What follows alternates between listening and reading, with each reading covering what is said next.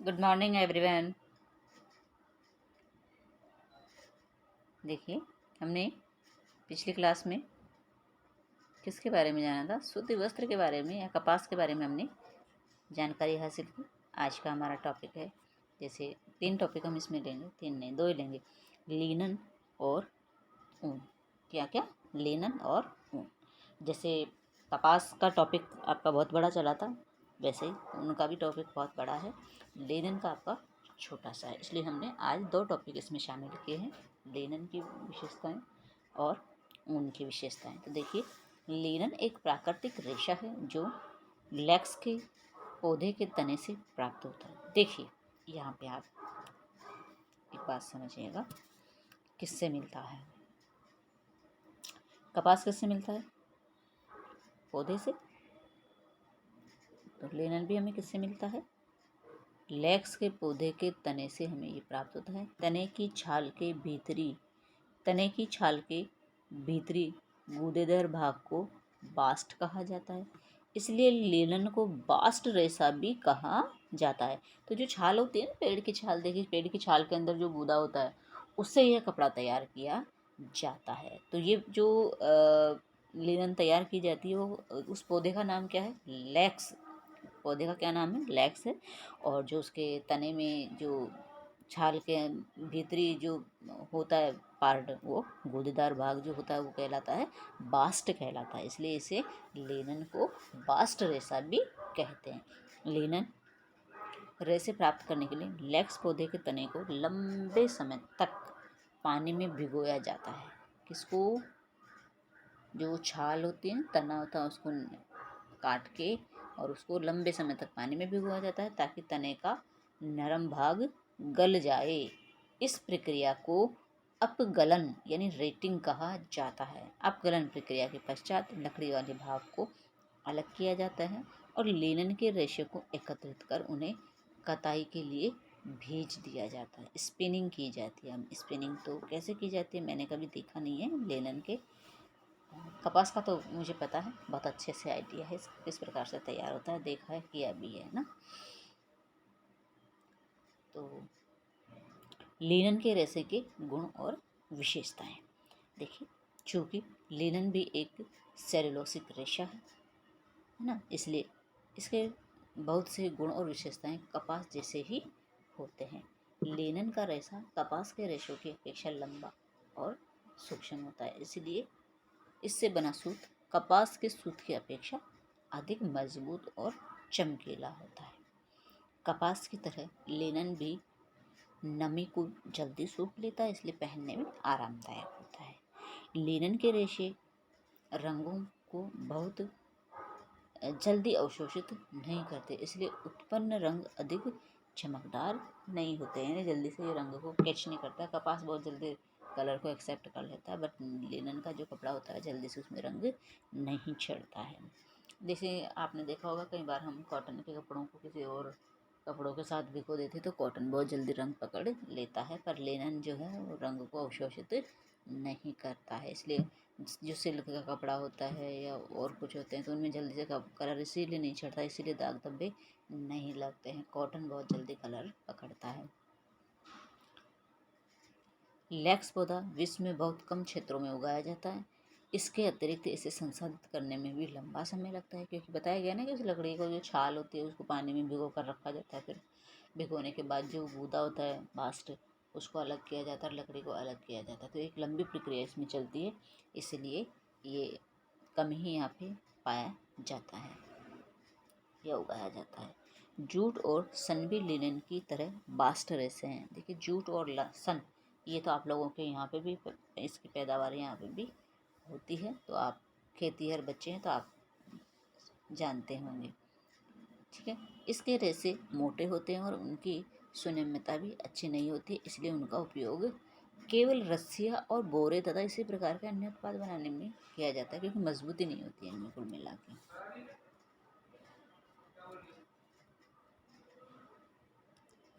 अब हम पढ़ेंगे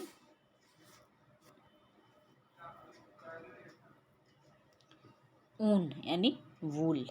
वूल क्या होती है, वूल के बारे में हम जानेंगे। देखिए, आप सभी जानते हैं सर्दियों में बहुत कड़ाके की ठंड पड़ती है, तो मोटे मोटे ऊनी कपड़े पहनना पसंद करते हैं, जो कि क्या करते हैं, हमारे शरीर को गर्मी प्रदान करते हैं। तो ऊन एक प्राकृतिक प्राणिज तथा प्रोटीन तंतु है जो विभिन्न पशुओं के शरीर पर उगे बालों से प्राप्त होता है। क्या है? प्रोटीन युक्त, यानी क्योंकि ये हमें किससे मिलता है? जो जानवर होते हैं, जो पशु होते हैं, उनकी स्किन से जो बाल होते हैं, उन बालों से हम यह बनाते हैं। आदिकाल से ही मानव सर्दी से बचने के लिए विभिन्न पशुओं को मारकर उनकी खाल को आवरण के रूप में प्रयोग करता था। धीरे धीरे पशुओं के खाल के बाल अलग करके उन्हें तंतु रूप में प्रयोग किया जाने लगा। सभी प्राकृतिक तंतुओं में से ऊन का प्रयोग तंतु के रूप में मानव ने सबसे पहले करना सीखा। अधिकतर ऊन भेड़ों से ही प्राप्त की जाती है। मैरिनो जाति की भेड़ की ऊन सबसे उत्तम किस्म की मानी जाती है, क्योंकि घनी होती है, मजबूत होती है, और उससे रेशा भी लंबा बनता है, अच्छा बनता है, मजबूत। भेड़ों के अतिरिक्त अन्य पशु जैसे मेमने, ऊंट, हिरण, लोमड़ी, अरे वाह, हिरण और लोमड़ी, तो इनकी जो रेशा निकलता है तो बहुत ही सिल्की होता है। तो अब जो हम वस्त्र पहनते हैं, ऊनी वस्त्र पहनते हैं, बड़े शाइनिंग वाले होते हैं, तो इन्हीं के ही होते हैं। हिरण कितना शाइन मारता है, लोमड़ी, ठीक है। खरगोश की जो स्किन से जो बाल निकलते हैं कितने सिल्की होते हैं। तो तभी तो हम जो ऊनी कपड़े पहनते हैं वो अलग अलग टाइप के होते हैं और शानदार चमक वाले होते हैं, कुछ कम चमक वाले होते हैं। अंगोरा आदि से भी ऊन प्राप्त की जाती है।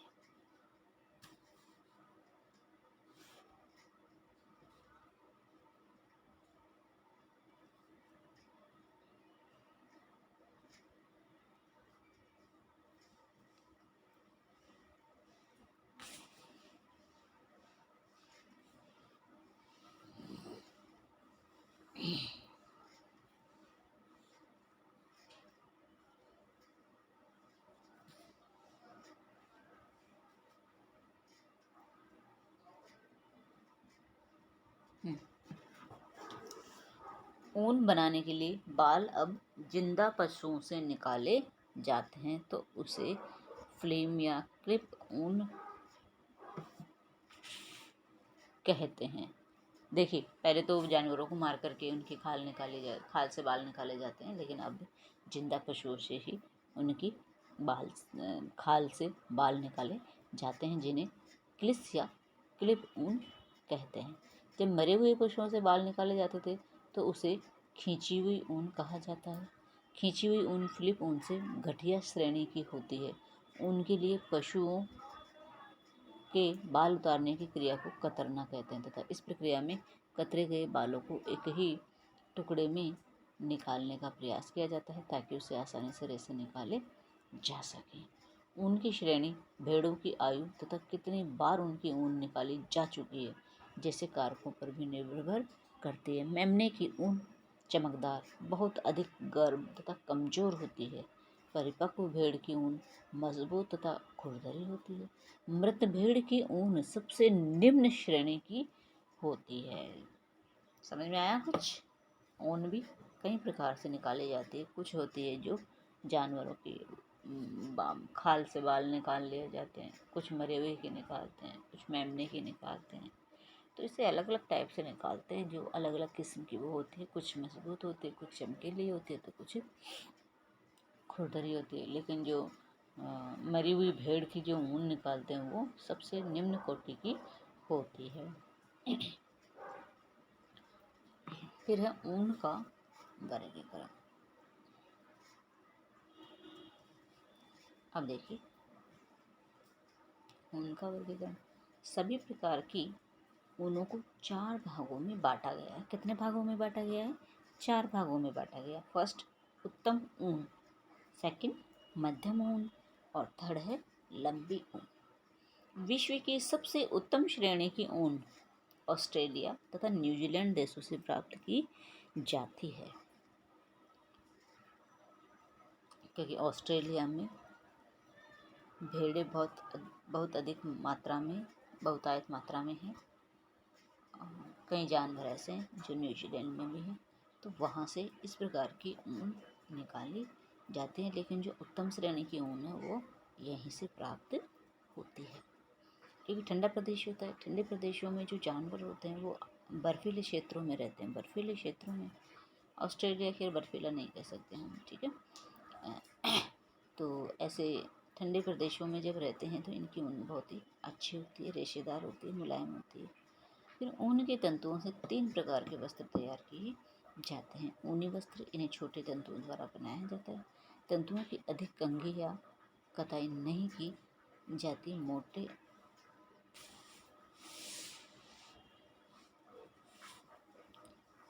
कंघी या कताई नहीं की जाती, इसलिए ये वस्त्र मोटे खुरदरे होते हैं।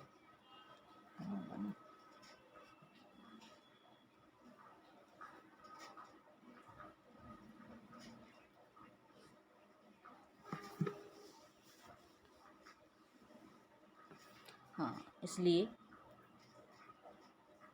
ये वस्त्र मोटे और खुरदरे होते हैं।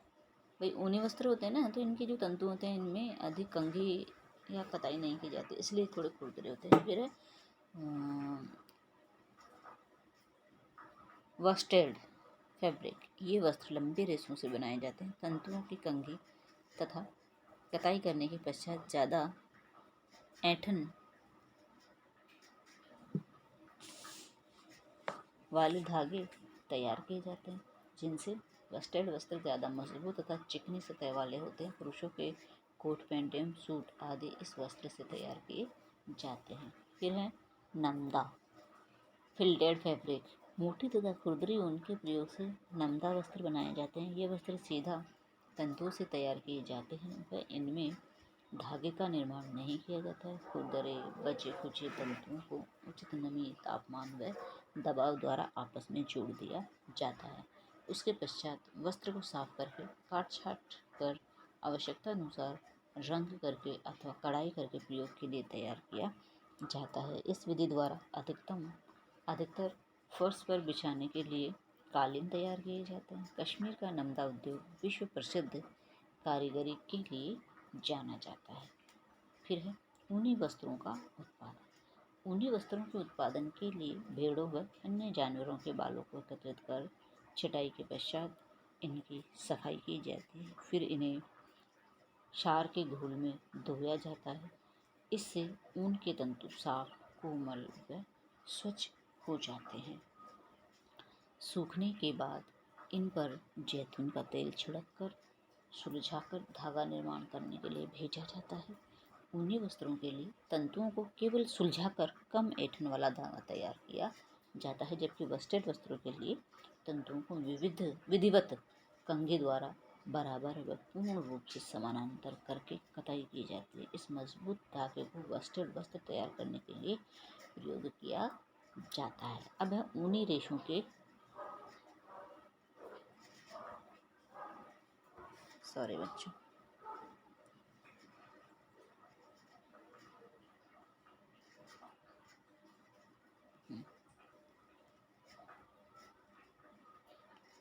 ऊनी रेशों के गुण और विशेषताएं।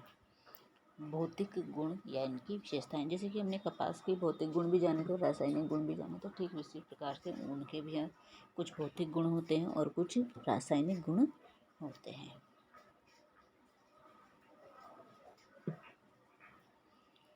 अब भौतिक गुणों में रचना। ऊन एक प्राणीजन्य उत्पाद है, इसलिए इसे प्रोटीन की मात्रा अधिक पाई जाती है। ऊन की बाहरी परत पर छोटी छोटी कोशिकाएं होती हैं जो रोए जैसी प्रतीत होती है। उत्तम किस्म के ऊन में ये अधिक रोए होते हैं। फिर इनकी लंबाई।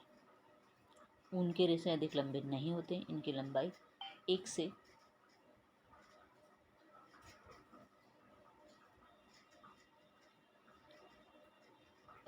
लंबाई में क्या होते हैं 1 से 15 इंच तक की रही है। और कपास के कितने बताइए? 1 से 6 सेंटीमीटर।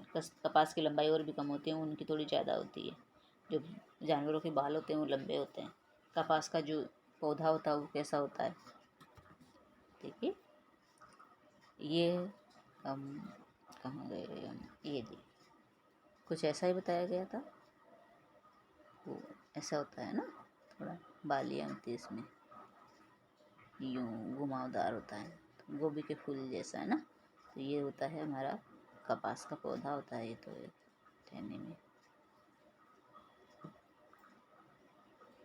यूँ कुछ इस प्रकार का होता है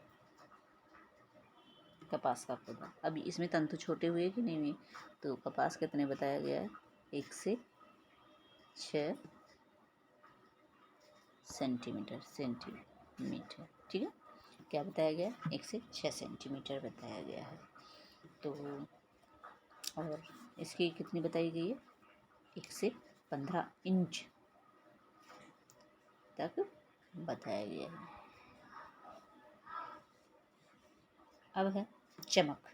भेड़ों की प्रजाति के अनुसार उनकी ऊन की चमक भी अलग अलग होती है। निम्न श्रेणी की ऊन बहुत ही चमकीली होती है। अब है मजबूती।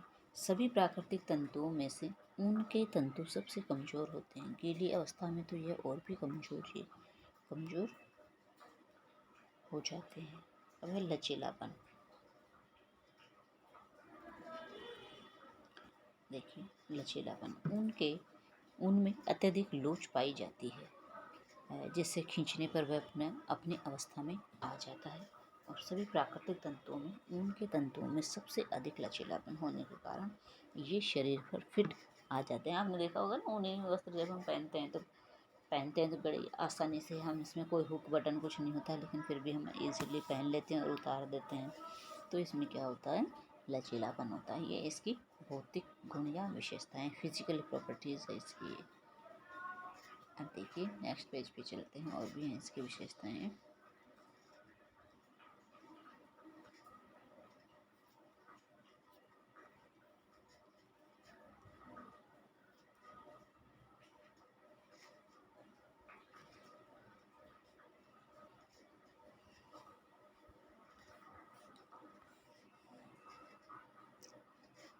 भौतिक विशेषताओं में है आपकी पुनरुत्थान की।